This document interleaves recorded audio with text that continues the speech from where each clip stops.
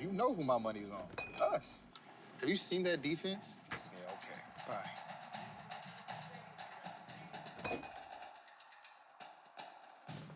Hey, I'm just trying to buy these.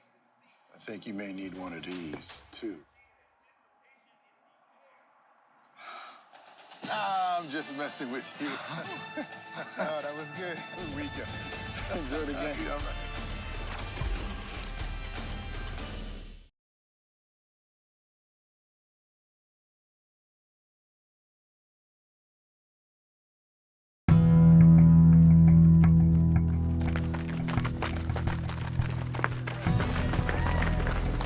Some people like to say that, cross country is the ultimate team sport. When you're watching it on TV, for example, it's like, okay, who's winning the race? Who's that individual? Who are the top 3 people going for the win? But in our sport, it comes down to the scoring 5. Cross country, you can look at it as it's quite individual, but when it comes to it at conference, regionals, every man counts. And that includes number 1 and that includes number 5. And sometimes races and championships are won or lost by the 4th and 5th runner.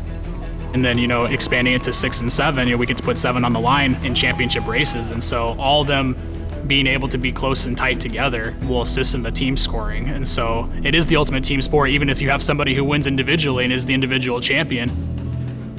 As a freshman, I came in, we had a pretty small group. We kind of got thrown to the wolves, so to speak, and had to grow up really quickly. But at the same time, we were constantly spending time around each other and being the underdog, nobody even thinking about us, to winning a conference title that year. And that really laid the foundation.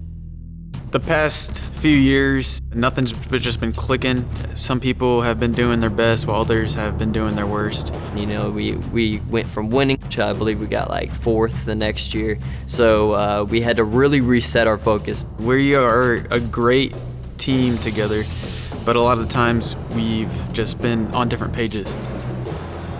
Having a tight-knit group and strong relationships from person to person on the team has always been very important and been a big part of our culture here. I was told that, hey, the guys went on this training trip, and then what I discovered, it was self-initiated. The real idea behind it was to just train as a team right before coming here for a good solid 3 weeks. Every year I've been here, there's always been talk about it, but me and Alec decided that we really need to push for this year. We knew we had a lot of places to work on as a team, and we were hoping that this trip would be able to help us out, figure out what we need to do better as a team before we get back up here. To have no interruptions, no classes, to be all on the same schedule, live together, eat together, and just get that team environment going so that when you get into the season, you've had all of that opportunity, time together, and to really race as a team, compete. And so I think the trip would have just put us where we needed to be. And so that was something that they wanted to do. Hearing about the trip in that way made this group stand out to me. We always kind of thought that we'd go more out west towards Flagstaff or Colorado or something like that. But then we looked into it, it would just cost so much money. My family, about a year ago, moved up to Louisville, Kentucky, so we knew we'd have a place to stay there for a little while, and it just so happens that a couple of the other guys on the team, like Logan, has a spot in Hot Springs that his family was able to let us stay at, and Braden's family has cabins up in Gatlinburg. Alec had a bit of a lighter schedule in classes, and he was spending 5 hours a day just putting together Excel spreadsheets, and he'd ask me the occasional kind of accounting question or something, and how much mileage and how much gas we would use, and we were budgeting everything according to that.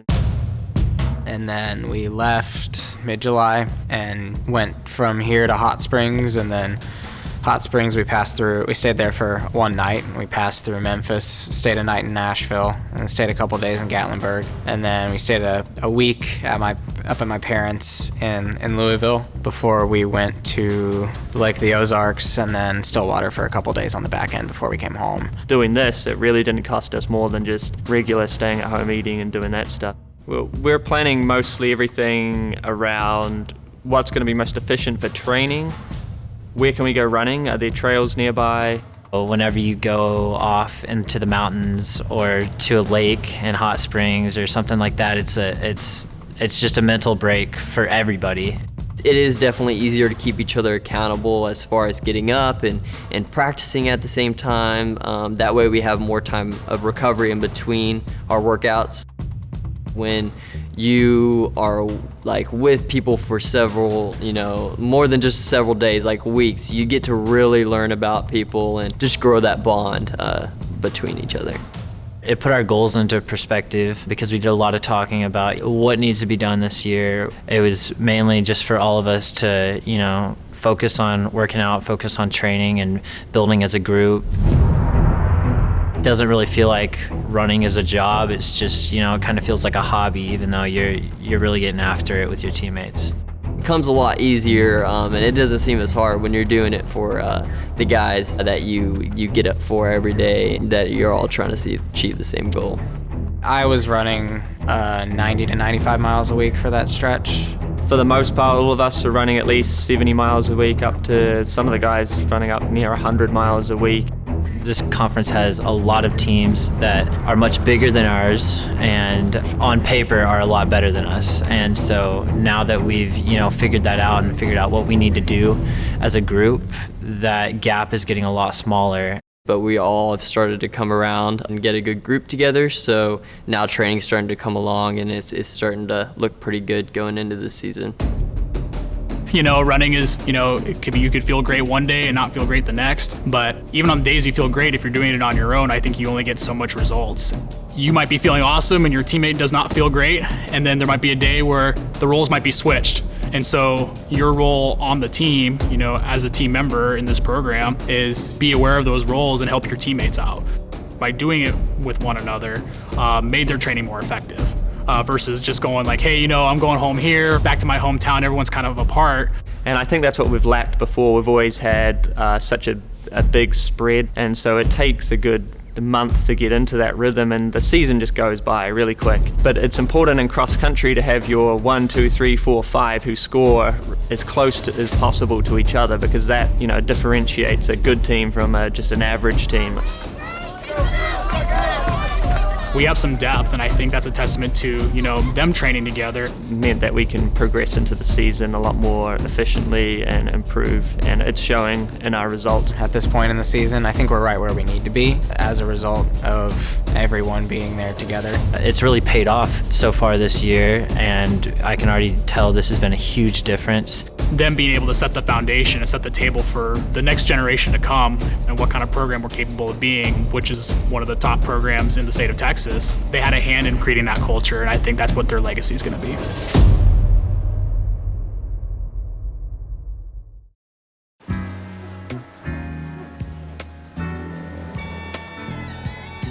In the sunshine, everybody loves the sunshine.